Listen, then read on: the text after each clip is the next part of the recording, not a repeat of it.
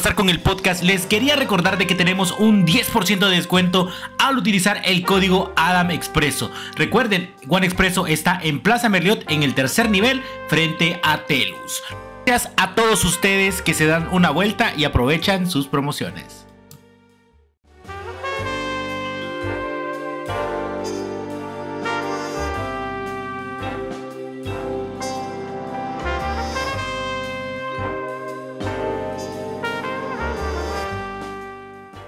Hey, ¿qué pasa, hipotes? Sean bienvenidos a un nuevo Café con.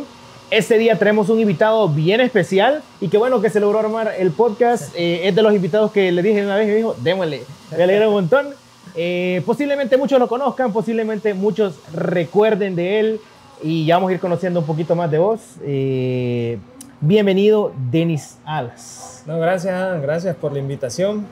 Como vos decís, nomás me dijiste pues que una entrevista, yo con mucho gusto. La verdad que después de que me retiré del fútbol ya tenía ratos de no dar entrevistas, por lo mismo, porque me había alejado un poco de los medios y todo eso.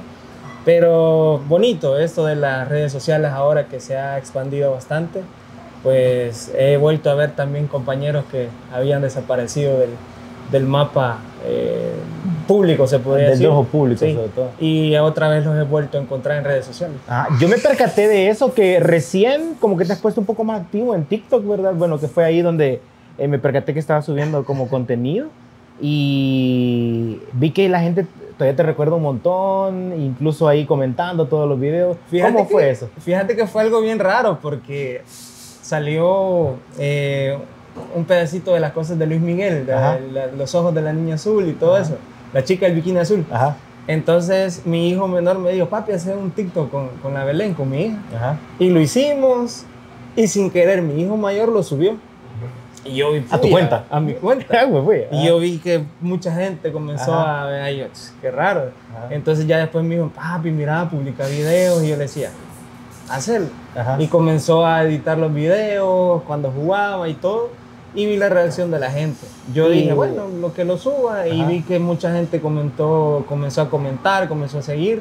Y poco a poco, pues, fueron. Sí, que a veces el fenómeno de las redes sociales genera esa sensación, a veces te trae recuerdos de muchas cosas.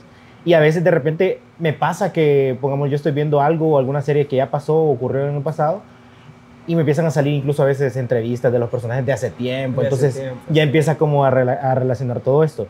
Mira, antes de comenzar, y para las personas que no te conocen actualmente o no, quizás no tuvieron la oportunidad o son muy jóvenes, también, que puede ser el caso, vamos a hacer una pequeña pausa. A veces por ser jóvenes no nos damos cuenta de muchas cosas o nos perdemos de cosas, pero en tus palabras, ¿quién es Denis Alas?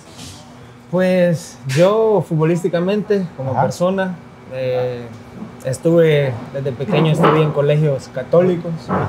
De ahí por rebelde me pusieron en un colegio militar. ¿De verdad? Sí. ¿Y qué edad tenías en ese momento? Fíjate que estaba en la edad de más complicación, entre 11, 12, 13 años. Entonces era... Pero igual estabas pequeño. Sí, estaba pequeño. Entonces me metieron en un colegio que se llamaba Héroes del Brasil. No sé si lo has ubicado. Medio me suena. Entonces ese colegio pues me enseñó mucho disciplina. La verdad que sí, ahí sí mi respeto, porque ahí entrábamos a las 6 de la mañana hasta las 5 de la tarde. Entonces el fuerte de ese colegio eran las bandas de guerra en ese entonces, que se concursaban en el Flor Blanca.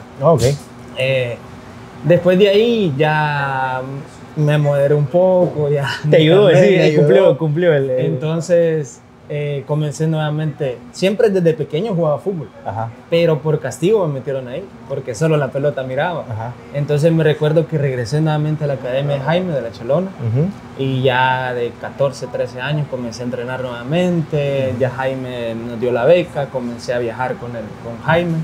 Mi primer viaje fue a Europa, Suecia y Finlandia, España, Estados Unidos. Y en ese entonces pues ya comenzaban las selecciones juveniles, la sub-15, sub-17. Hicieron un partido, me recuerdo, entre la Academia de la Chelona con la sub-15, y de ahí fuimos a probarnos 3, 4 jugadores y los 4 quedamos. Entonces desde ahí comencé ya mi carrera en selecciones menores. Wow. Mira, retrocediendo un poquito, y ya vamos a ir tocando esos temas quizás del fútbol y todo esto, pero me llama la atención que te metieron a un a una escuela militar. ¿Cómo fue esa etapa? ¿Cómo la viviste? Porque obviamente yo tuve un par de compañeros ya, pero ya en bachillerato, que habían estado en escuelas militares y todo, incluso uno creo que sigue como la misma carrera, pero ¿cómo fue esa etapa para vos? Fíjate que fue una etapa... ¿Y cuánto tiempo estuviste así? De los 11 a los 14 años. De ahí me sacaron. Me sacaron porque sí, demasiado... No era más que todo el trato, sino que era muy, muy penchado levantarse a las 6 de la mañana hasta las 5 de la tarde todos los días y a veces las tareas. Entonces sí, era... Pero yo siento que mi mamá o mi papá lo hicieron a forma de disciplina. Y sí me ayudó bastante, porque de ahí retomé una disciplina muy importante en levantarme temprano, en hacer mis cosas, en arreglar mi cama. Todo y también el peso de que te podían volver a meter ahí. Sí, entonces quizás entendí y de ahí pues ya cuando salí de ahí fui a otro colegio, me dieron beca en el Sanfra, de ahí en el liceo, entonces ya por medio del deporte. Por medio del deporte comencé, pues me daban becas, pues Jaime también, la Chelona, conseguía becas afuera en Estados Unidos, como ahora lo tiene creo que la College y FESA. Ya Jaime lo implementaba hace años atrás. Y siempre el fútbol y el estudio a la par. Me imagino que eso era como un requerimiento también de tus papás y todo eso. Era un requerimiento porque mis papás, pues gracias a Dios, a nosotros nunca nos faltó, se podría decir, nada. Siempre ellos trabajaron para darnos lo que más podían. Y que actualmente, bueno, tenés 2 hermanos, ¿verdad? Sí, Jaime y Juan Carlos. Y Jaime también se dedicó al deporte. Jaime vive en Guatemala, ya se radicó allá en Guatemala, tiene sus negocios allá y le ha ido muy bien. Mi otro hermano jugó en Alianza, fue campeón con Alianza, pero ese sí era el rebelde de la familia. Entonces tenía una su novia de Estados Unidos que es nacida allá. Y yo creo que al final decidió por quedarse, optó por irse, entonces ya tiene su familia hecha allá, ya tiene sus hijas. Y yo creo que ya en este año creo que va a venir a pasar unos días de vacaciones. Va a venir de regreso. Sí. Ahorita está como bastante de moda y esto también muchos de los personas que ven los videos son hermanos lejanos y saben que ahorita está el aeropuerto súper lleno. Ahorita está viniendo mucho de hermanos lejanos y eso que todavía no es diciembre y es como una época bonita para visitar. De hecho, yo al final de mes pretendo ir. Siempre voy una vez al año a Estados Unidos. Siempre me invitan a torneos que hacen, los torneos amateur que le llaman, la Copa Mariachi, esos torneos así. Entonces siempre voy a jugar cuando me invitan y ahorita me dijeron que posiblemente para septiembre hay un torneo, entonces siempre me voy a echar mi vueltita. O sea que te vas a echar tus masconcitos también. Sí, me voy a echar mis masconcitos por allá que me invitan y siempre me gusta ir a ver a mis amigos, ir a visitarlos. Siempre trato la forma de nada más. Un tiempo, sobre todo para no perder la comunicación y cae bien, súper bien encontrarse con tus amigos luego de cierto tiempo. Mira, estaba leyendo por ahí de que parte de tus inicios en el mundo del fútbol empezaste en la 3ª división de Fíjate fútbol. que empecé con Jaime en la 3ª división. Él compró una categoría y nos dieron la oportunidad, estábamos jóvenes. Yo acababa de cumplir... Ya iba a cumplir 16 años. Ya iba a cumplir 16 años. Entonces jugamos solo una temporada, me recuerdo. Íbamos a pueblos, a todos lados. Y de ahí surgió la categoría que vendió Adet, que la compró San Salvador. Entonces Marco Flores, el presidente de San Salvador, contrató a Jaime de técnico. Entonces vino Jaime y dijo, bueno, me la voy a jugar con estos jugadores. Llevó a varios jóvenes. ¿Entre ellos iba vos? Entre ellos iba yo, iba el Pega, el WOM, iba William Torres, el Pichuta, Lolo Mía, varios jugadores que despuntaron en la selección. Entonces, me recuerdo que mucha gente lo criticó porque llevaba mucha gente joven. Yo a cumplir 16 años no tenía ni la mayoría de edad, pero como ya tenía pues en la sangre el fútbol, me daban chance de entrenar y jugar. Me recuerdo que mi debut fue en el Cusca contra Atlético Marte, si no me recuerdo. ¿En la 3ª división? No, ya en Liga Mayor con San Salvador. Con San Salvador. De 16 años, fue en el 2001, creo yo. Por ahí, 2001, que fue mi primer partido ahí en Liga Mayor. Mira, me nace esta curiosidad y a razón de que me dices que tenías 16 años, ¿qué te dicen tus papás cuando les decís que vas a empezar a meterte más de lleno?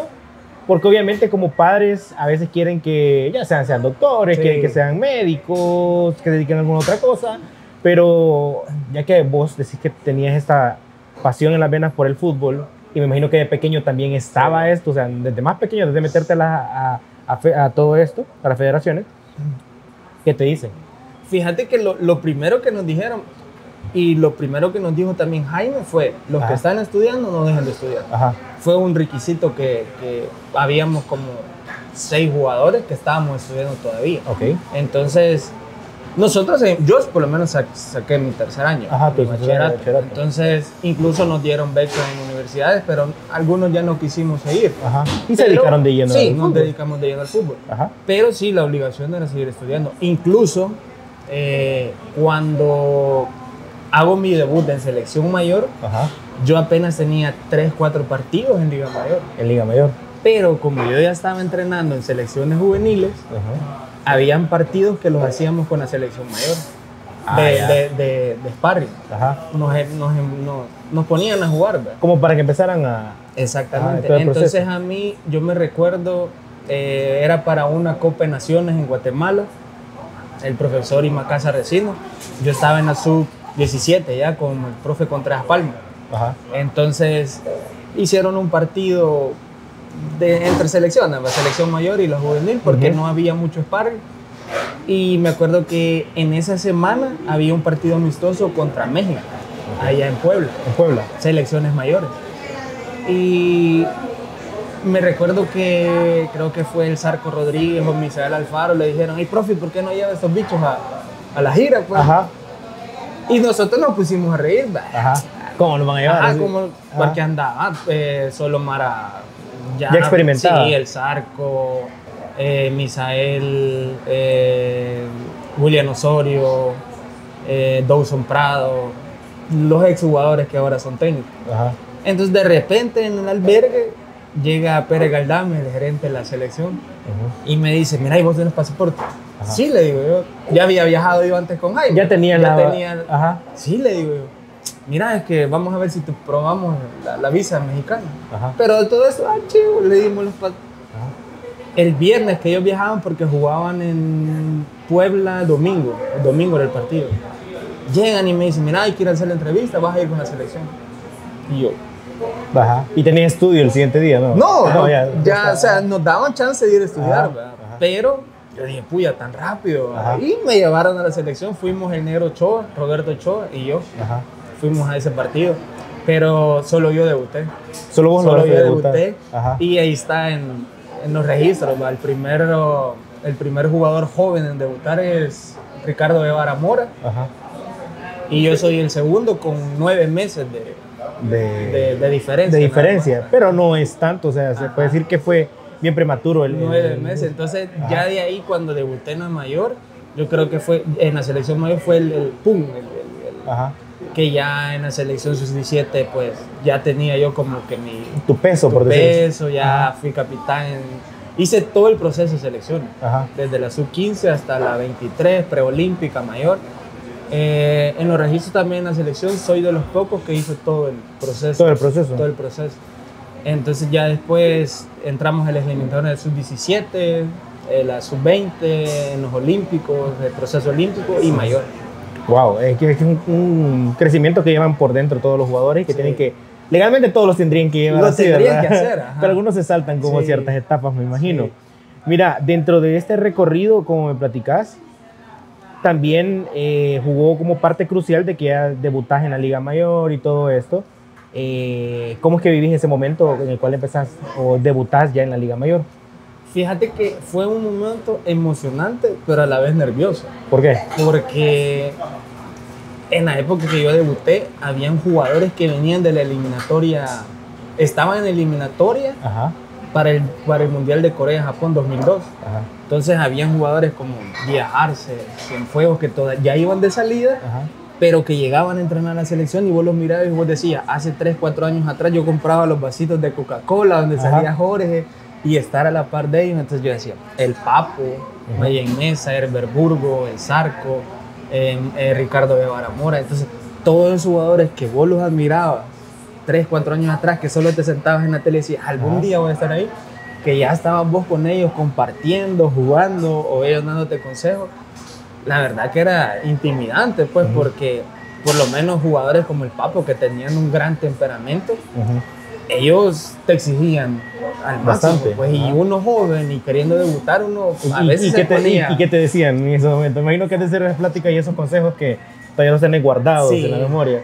Fíjate que en un partido contra Águila, San Salvador Águila, estaba el Papo jugando ya con San Salvador. Iba a entrar Jorge el Mágico, porque Jorge jugó en San Salvador también. Y me acuerdo que el Papo me dice, no te vas a poner nervioso cuando te la pida Jorge. Y ahí adentro de la cancha, no es que estaba lleno el estadio ni nada, pero era un partido, bueno, era Águila San Salvador, más gente de Águila, ¿va? Y en una pelota que yo la agarro, y lógica, pues, se la quería dar a Jorge, porque se la dar a Jorge, se la doy y me la intercepta en un contragolpe. Y lo primero que me dice, te dije que no la agarrara, o sea, pero por la misma inercia de querérsela dar a Jorge, yo, entonces ya después dije, no, tengo que relajarme, tranquilo. Entonces son experiencias que uno las va tomando. Pues ya ahora con Jorge, pues yo tengo una gran amistad, jugamos en los Pachines juntos. Sí, eso estaba viendo en TikTok. Nos reunimos ahí en la Bayer, en la cancha Bayer, aquí cerquita, aquí en Merliot. Entonces ya es una gran amistad de años con Jorge y él siempre pues nos ha aconsejado bastante. Que me imagino que también es otro peso bien grande el de estar jugando a la par de, de él. Pues, es una leyenda. Pues. Yo siento que es una de las pocas leyendas vivientes que está quedando. ¿Y cómo es esa experiencia de jugar con él ya como el área deportiva? ¿Cómo sentís que es bastante exigente, es relajado? ¿Sentís que a cierto punto hay jugadores, me imagino que dan como sentís que ese peso a veces en momentos claves van a él, al jugador, y alivia bastante? Fíjate que yo, en lo personal, con Jorge, se podría decir que lo vine a agarrar ya en lo último. En lo último. Entonces, ahí Jorge fue su último torneo en Liga Mayor en San Salvador. Entonces, él jugaba, pero ya era un tiempo, un rato. Entonces, yo siento que la exigencia no se la pude ver, solo la calidad. O sea, que eso no lo pierde y no lo va a perder nunca. Pero sí quizás me hubiera gustado conocerlo o jugar en su mejor momento. Qué tanto dentro de la cancha, cómo era su carácter y todo eso. Con nosotros quizás nunca lo demostró porque la mayoría éramos jóvenes. Entonces él, en vez de darnos un regaño, era un consejo. Un consejo. Sí, fue diferente con otros jugadores, digamos, como con Misael, que Misael sí tenía su carácter y él sí lo expresaba. Quiero ver, el otro podría ser Guevara Mora, que también tenía su carácter. Entonces, ellos sí, yo puedo decir que agarré todavía eso de esa generación. ¿A qué chiva esa experiencia que me estás contando? Porque obviamente es de la parte de los recuerdos que uno añora y sobre todo también esos consejos que uno guarda en la vida en general.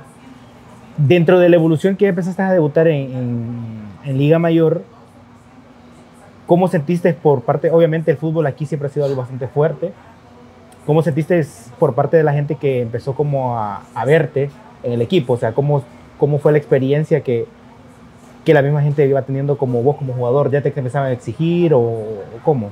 Fíjate que la exigencia en equipos de Liga Mayor, cuando llegas a un equipo como San Salvador, que era nuevo, la exigencia era mantener la categoría.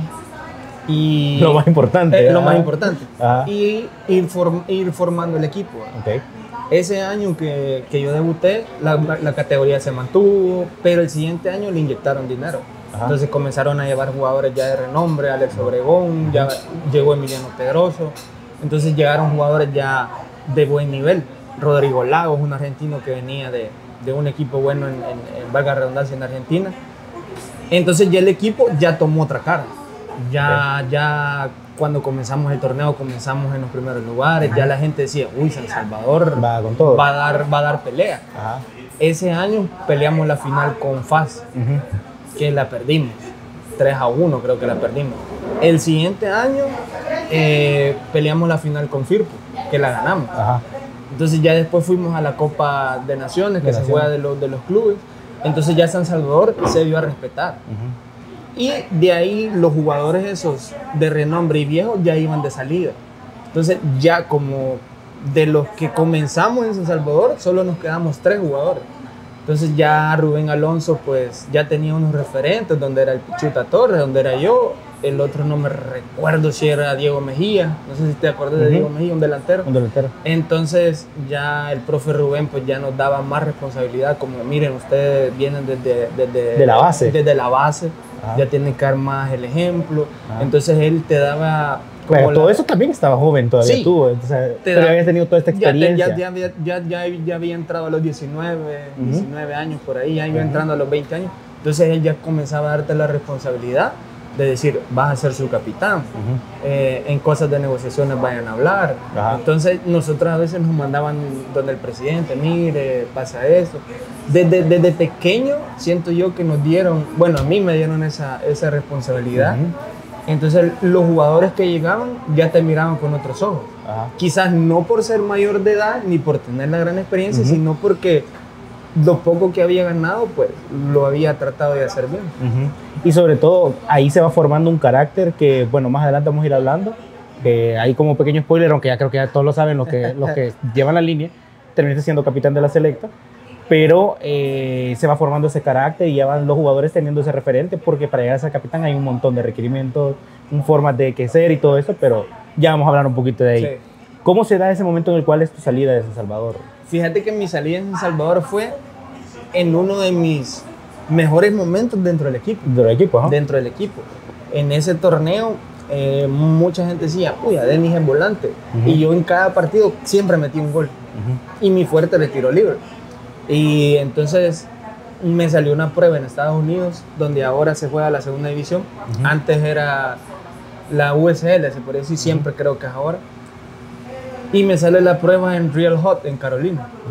Entonces ya el presidente Marco Flores me dijo, mira, no la desperdicies. Aprovecharlo, tienes que aprovecharlo.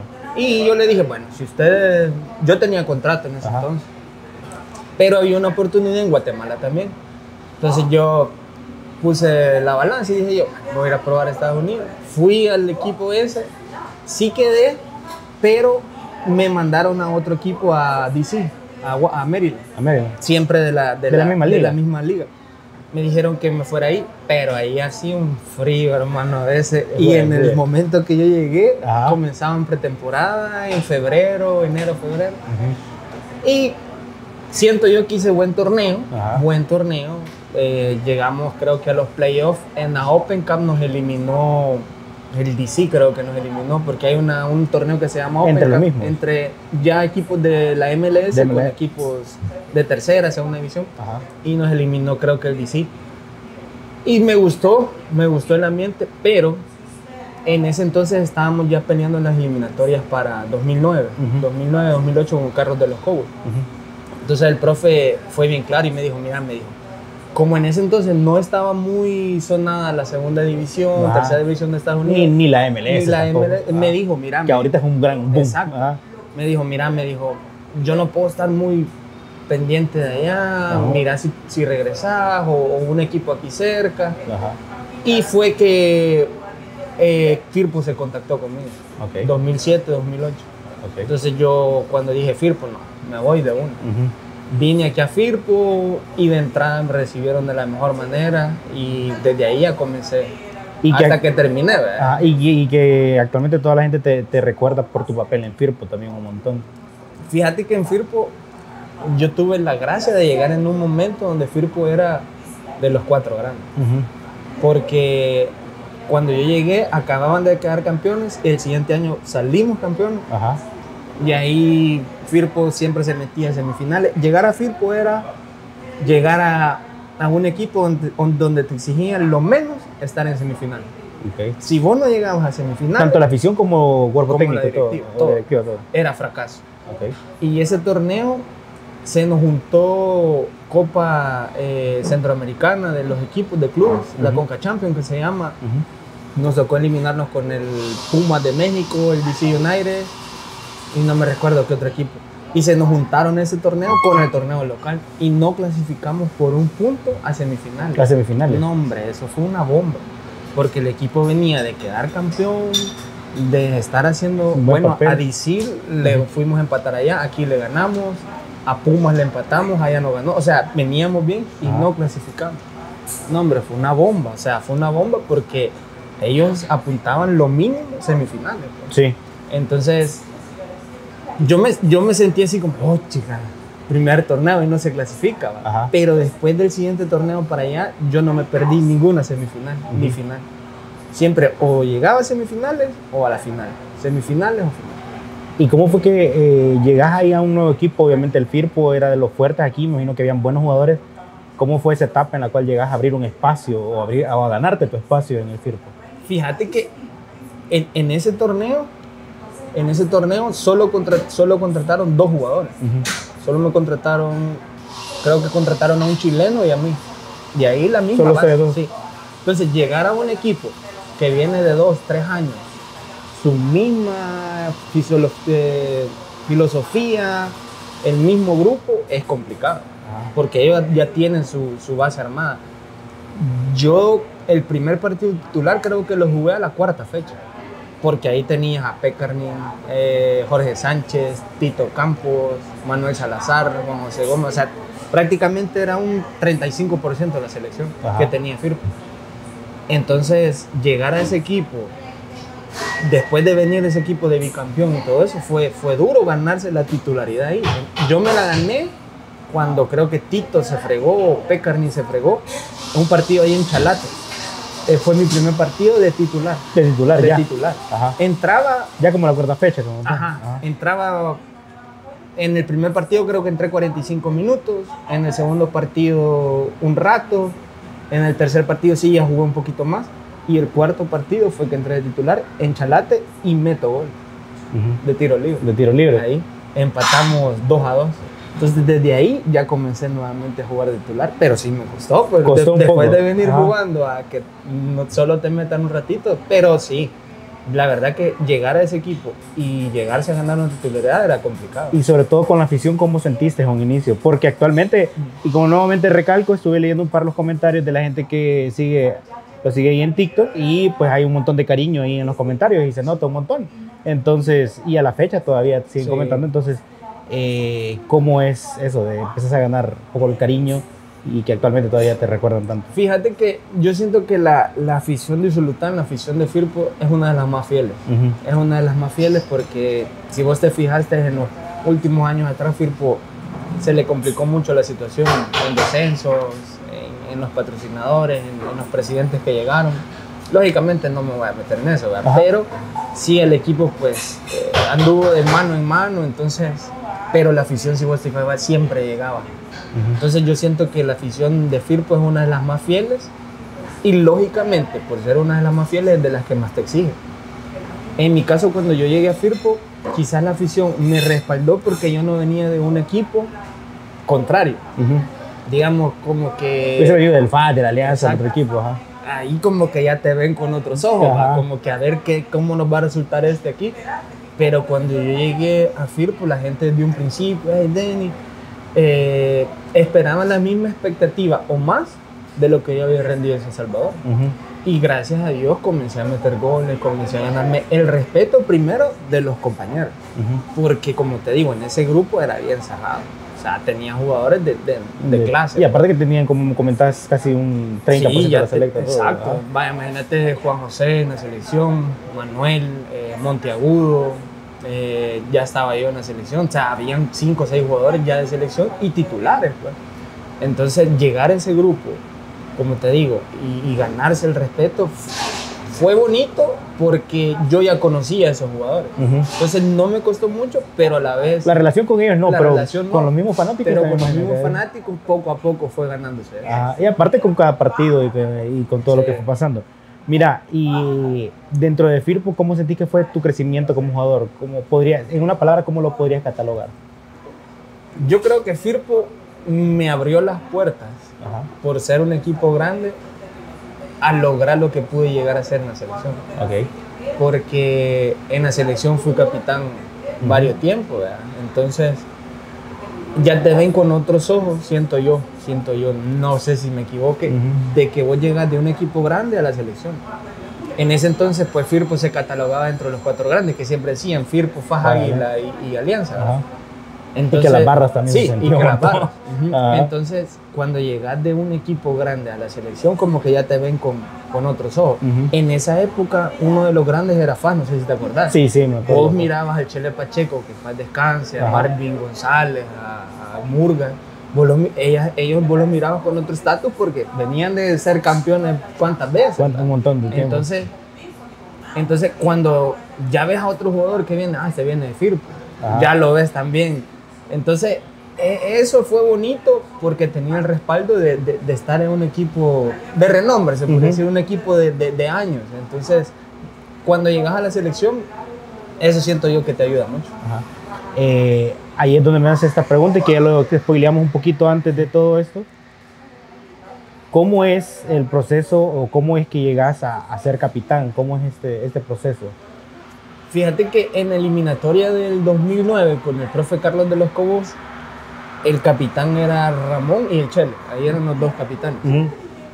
Después se termina esa eliminatoria y esa eliminatoria creo que la terminó el Chelis Rugamas dirigiendo con el profe, el que se murió, Rubén Israel. Entonces él no hizo un cambio generacional, pero sí hizo un cambio. Y puso de capitán a Luis Anaya y a su capitán me puso a mí, de entrada. Nosotros, mira, en ese entonces ser capitán de la selección, lógico, ¿va?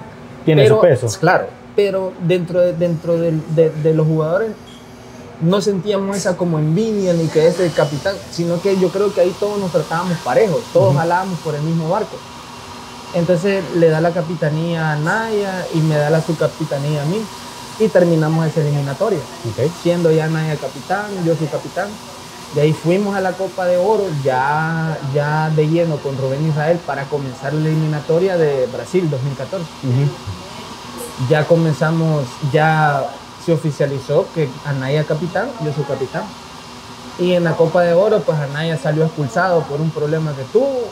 Desde ahí, el siguiente partido, como no pudo jugar él, lógicamente me tenía que dar el gafete. Jugamos contra Panamá, que para clasificar a semifinales, creo que era, en la Copa de Oro, que yo fallé un penal. Sí. Yo fallé un penal ahí. Ya de ahí yo salí capitán. Entonces desde ahí ya fui capitán.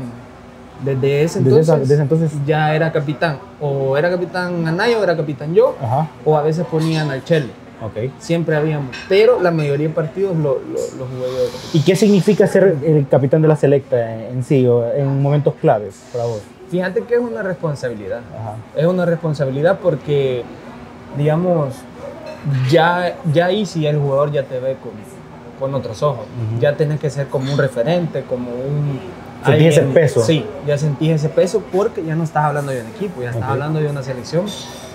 Y sí, ya se siente, digamos, en reuniones, a la hora de negociar premios, a la hora de lo que sea, siempre iba el capitán, digamos, en una conferencia de prensa, la mayoría de veces, mire, tenés que estar vos al mando de todo eso. Entonces, la comunicación del capitán hacia el grupo, el profesor, ¿verdad? Mira, o llamaba a los referentes, 4 o 5 jugadores, miren, pasa esto, y los referentes al grupo. Entonces, sí, es otro peso. Me imagino que debe ser una gran responsabilidad sobre todo. Y que obviamente si vieron en vos las cualidades para poder ser capitán era por algo y que venías con el proceso que venía detrás. Mira, dentro de los partidos que han jugado y que jugaron con la selecta, ¿cuál es el que más recordás? Fíjate que uno de los que más recuerdo, mi debut, ahí en Puebla. Que entré de cambio en el segundo tiempo, entré en vez de Santos Cabrera Lazo, que es uno de los íconos del Firpo. Entré por él en el segundo tiempo y ya como jugador maduro, se podría decir, también en el partido contra México acá. Es que eso te iba a decir. Te erizan la piel porque...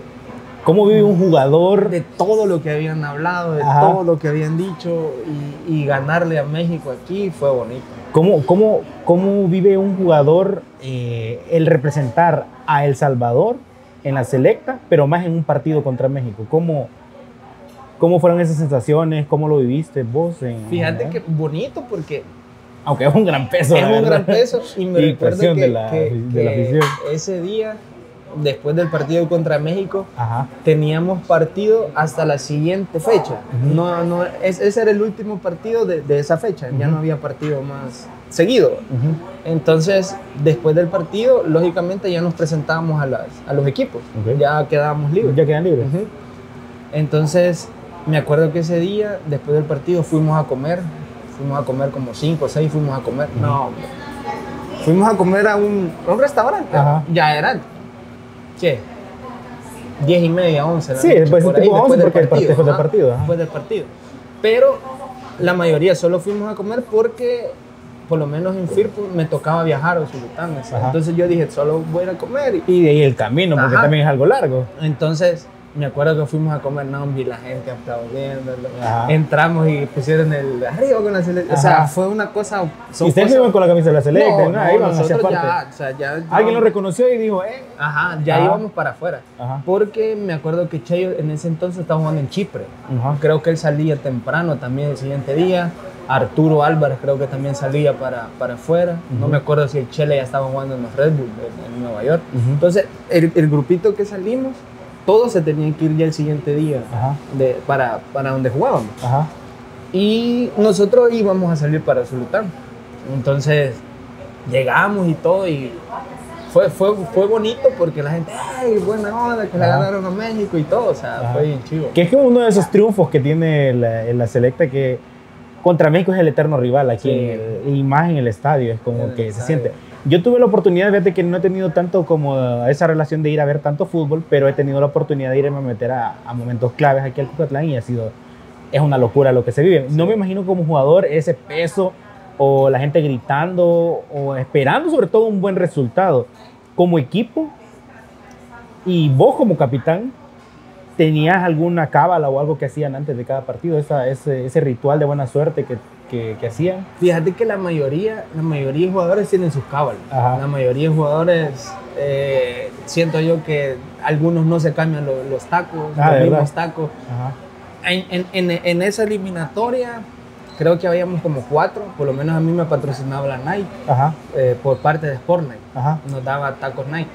Pero yo con los mismos tacos, con esos mismos tacos jugaba porque decía, no, estos no han perdido, Entonces, cada jugador tiene su cábala. Digamos, yo esos tacos, hasta que perdimos con Costa Rica, aquí creo que fue, ya me los cambié, eran unos Nike amarillos.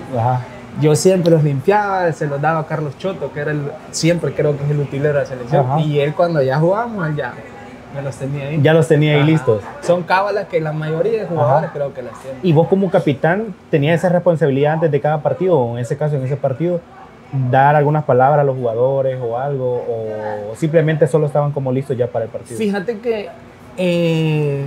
porque obviamente ese partido contra México fue algo crucial aquí, por todo lo que se venía hablando y todo, entonces... Pero en ese partido salió de capitán, creo que salió Ramón Sánchez. Ramón creo que fue, que salió de capitán. Fíjate que en esa selección, la mayoría de jugadores, ya todos eran como jugadores con experiencia. Porque estaba Cheyo, Ramón Sánchez, Chele, Marvin, Alex Escobar, Mardoqueo, Fito, Cristian. Que mucho se habla que ha sido de las mejores selecciones que hay. Osael Romero. Entonces, yo creo que en esa selección no mirabas a nadie de menos. Todos se miraban parejos, a la hora de los entrenos todos parejos. Entonces, en esa selección creo que no había ni titular ni banca. Porque el profe, me acuerdo que hacía cambio y no se miraba la diferencia. De arqueros tenías al Mudo, a Juan y a Dago, o sea, 3 arqueros que andaban en un gran nivel. O sea, metías uno y no se miraba, metías al otro. Pero fíjate que antes del partido, yo me acuerdo que el profe de los Cobos solo nos dijo, salgan muchachos, diviértanse, hagan lo suyo. Pero nosotros ya veníamos de eliminatorias, de Copa de Oro, o sea, ya traíamos como lo que me pasó a mí en Firpo. Ese grupo ya venía como de ratito. Entonces, era un grupo bien unido, que de tantos vuelos, de tantas concentraciones, ya sabías cuando aquel andaba bien o a aquel le pasaba algo, entonces ya nos conocíamos todos. Y como jugador, o sea, como vos, tenías esa espinita o ese extra a razón de todo lo que se había hablado. Fíjate que... ¿O no? Iba relajado. Yo la verdad...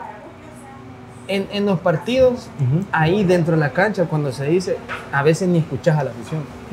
Y a mí me daba lo mismo, o jugar de local o jugar de visita. Pero a mí a veces me gustaba jugar más de visita. Para que la gente me gritara, que la gente, no sé, me gustaba eso. Lógicamente jugar de local es lo mejor, ¿verdad? Que tenés aunque quizás es un peso más grande. Que tenés el apoyo de tu afición, que la gente te está alentando. Eso sí, es lindo.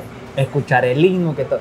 Pero a mí me gustaba más ir de contrario, que la gente te tirara cosas y uno ver a la gente, y más si le ganás, pues, o sea, más si estás jugando un buen partido, me gustaba más eso. ¿Algún partido que recordés que haya pasado algo así? Un partido que se nos complicó a nosotros, no en selección, sino que aquí en el Liga Mayor fue una semifinal contra Alianza, que le ganamos aquí en el Cusca 2-0 con gol mío y gol de Cheyo. A Cheyo se le había muerto la mamá en esa semana. ¿En esa semana? En esa semana. Entonces me acuerdo que Cheyo creo que no iba a jugar ese partido. Por lógico, se le había muerto la mamá. Pero al final creo que hablaron con la directiva y el profe y jugó. Y metió un gol.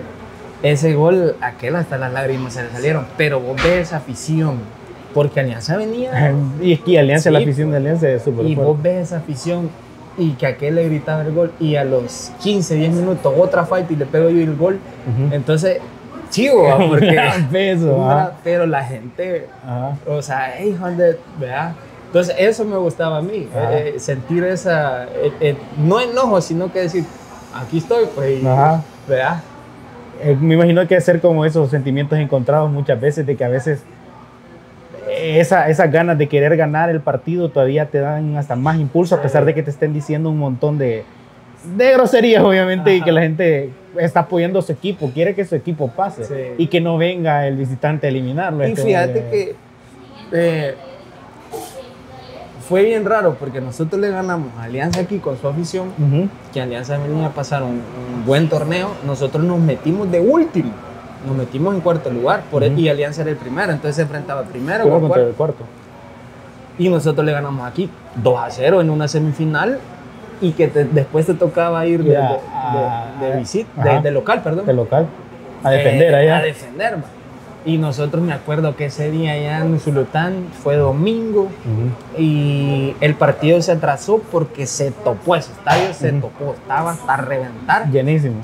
Y no sé qué problema hubo, la cosa que se atrasó media hora o una hora porque hubieron problemas afuera del estadio. Pero el partido se iba a llevar a cabo y nos gana Alianza allá, que fue la final que jugó con Metapán Alianza o con Águila Alianza, no me recuerdo. Y nos gana Alianza allá. Imagínate el contraste. Le ganamos aquí nosotros con su afición y ellos nos van a ganar allá. Pero si tuvieras que elegir uno de los dos escenarios, ¿por cuál te quedarías? ¿En qué sentido? O sea, obviamente se siente el peso de la afición en Usulután, pero ganarle a Alianza aquí, ¿qué pesa más? Fíjate que las dos cosas...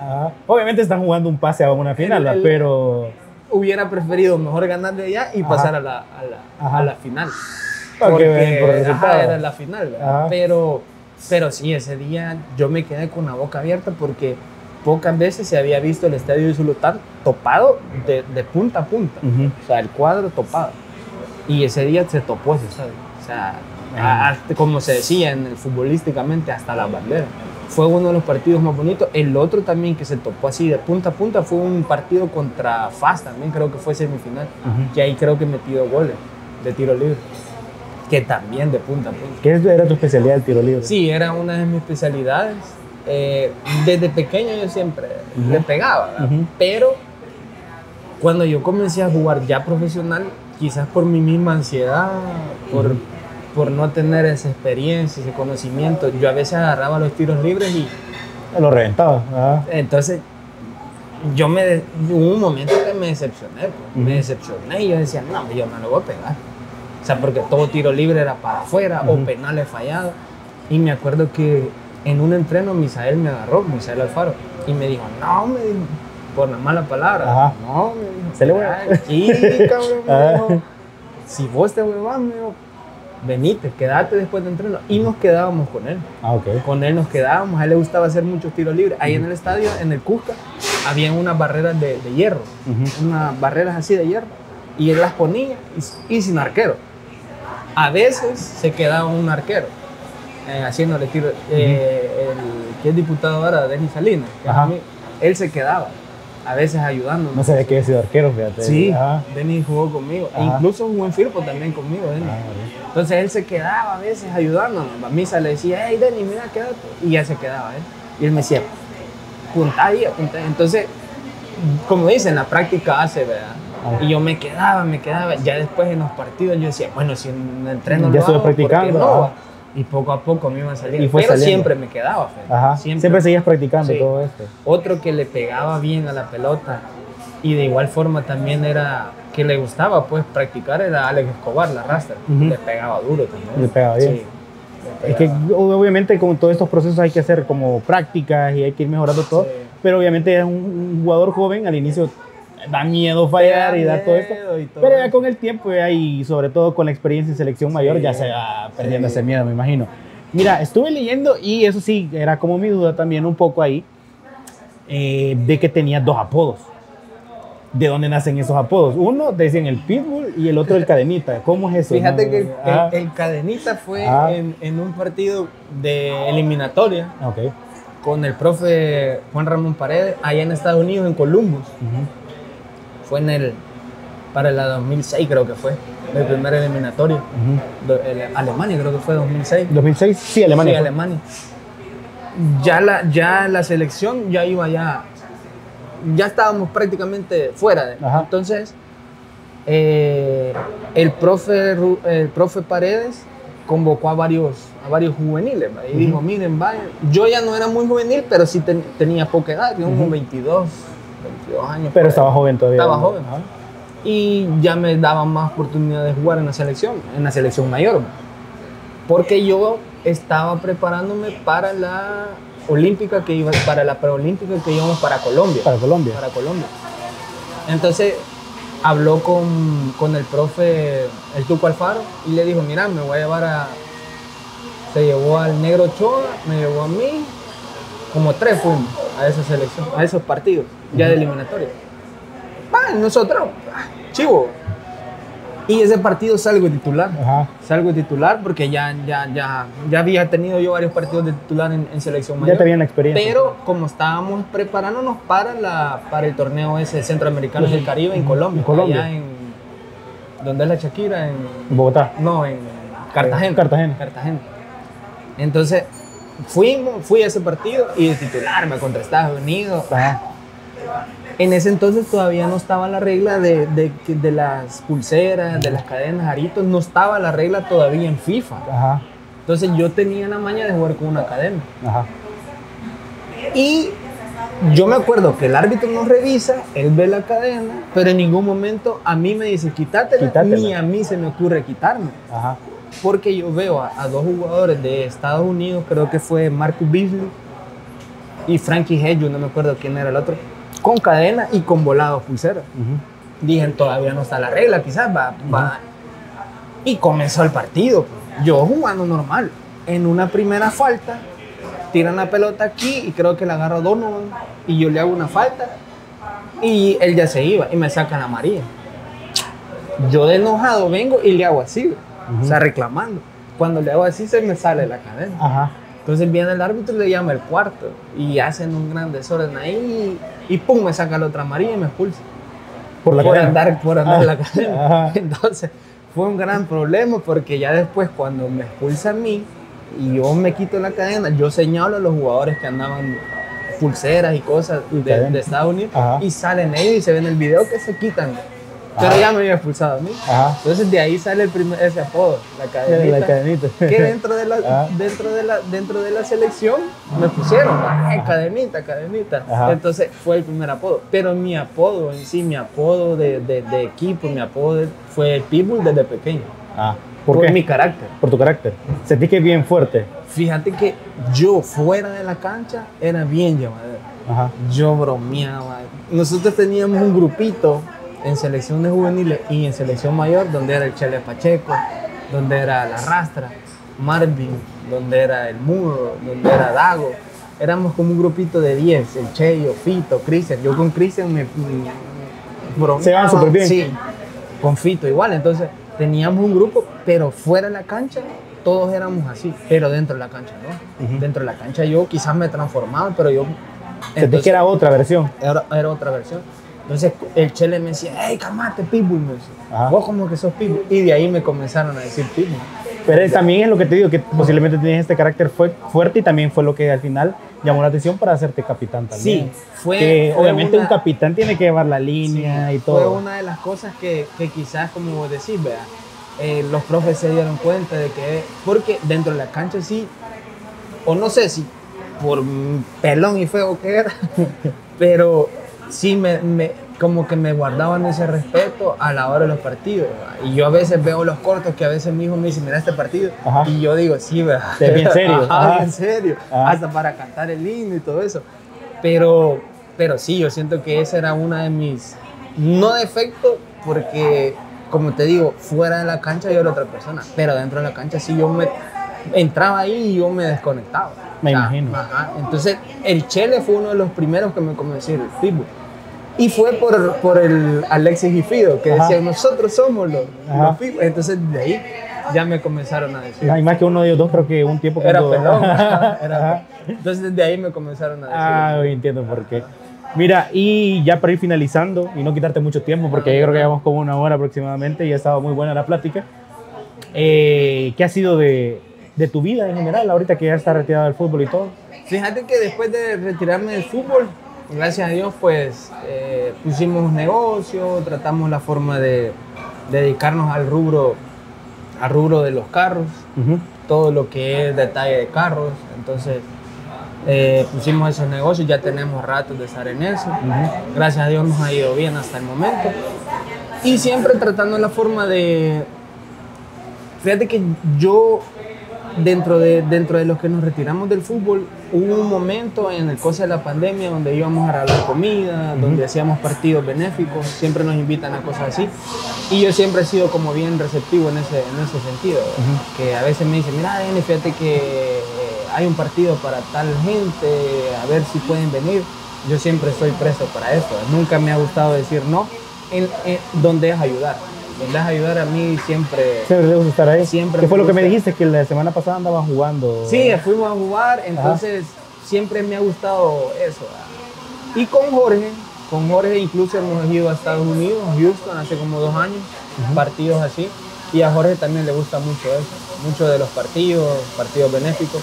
Como te digo, cuando me dicen, mira, que hay que recaudar fondos para tal persona, e incluso yo a veces les digo, mira, puedo ver si le puedo hablar a tal persona, a tal jugador, a ver si quieren acompañarme. Entonces siempre trato la forma en ese sentido de estar así, como siempre ligado al fútbol, pero ya no de forma profesional ni nada. Sobre todo que es parte de tu pasión. Sí, es parte de mi pasión.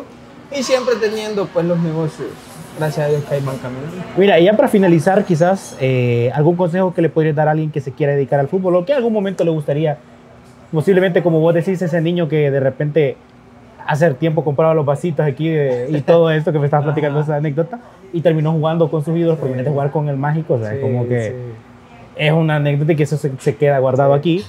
¿Algún consejo que le podrías dar a alguien que... Fíjate que el consejo, bueno, mi hijo le gusta el fútbol, a Matías y a Lucas les gusta el fútbol, ellos juegan, y mi consejo es que en el futbolista o en el deportista siempre van a haber altos y bajos.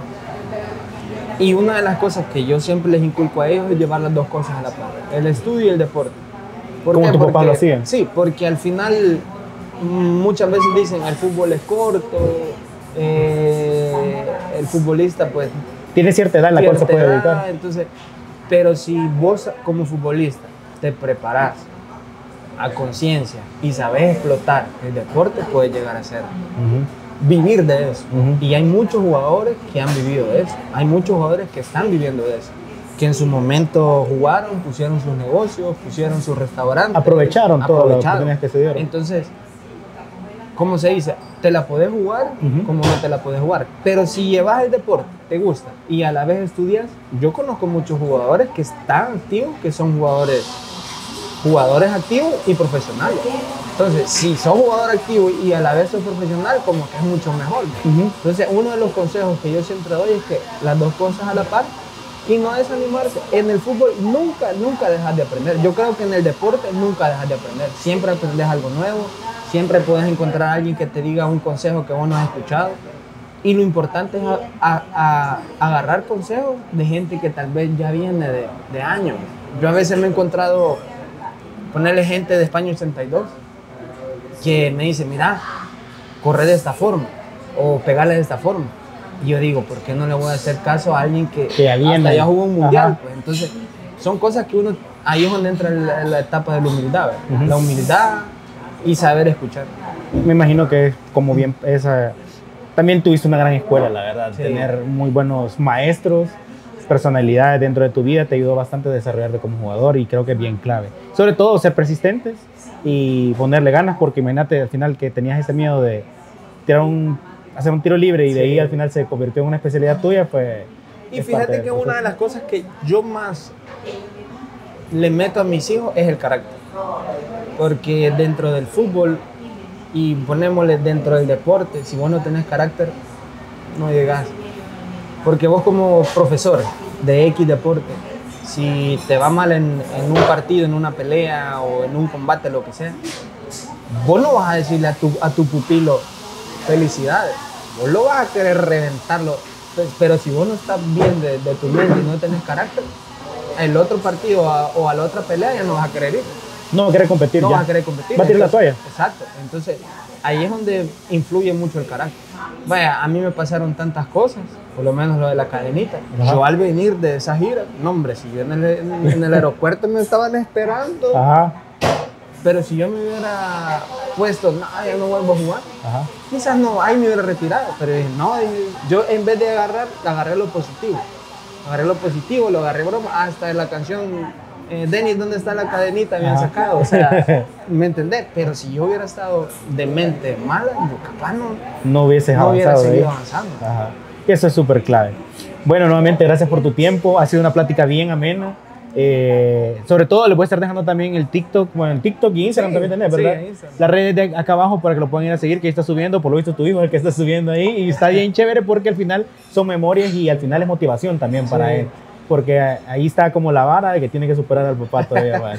No, gracias, la verdad que, como vos decís, bonita plática ahora que está de moda todo lo que es las redes sociales. Créeme lo que ya tenía años de no dar una entrevista así, de no estar, para mí esto no es entrevista, es una plática amena y qué bonito pues que se recuerde todo lo vivido, lo anterior.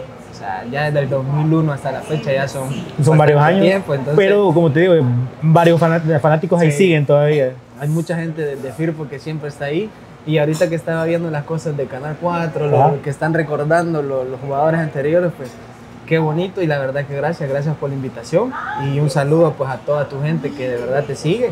Creo que tenés muchos seguidores y eso habla bien de vos, de tu trabajo en las redes sociales. No, hombre, gracias y sobre todo por hacer el tiempo y el espacio. Creo que hasta aquí nos vamos despidiendo. Gracias nuevamente por el tiempo, por toda tu experiencia compartida y qué bueno que se logró dar este podcast. Recuerden que lo van a poder escuchar en Spotify, también ahí están los links acá abajo por si se quieren ir en el camino escuchándolo también. Gracias y saludos. Nos vamos despidiendo. Recuerden que el pan dulce con café es lo más rico que puede haber. Nos vemos en la próxima y ahora sí, bye.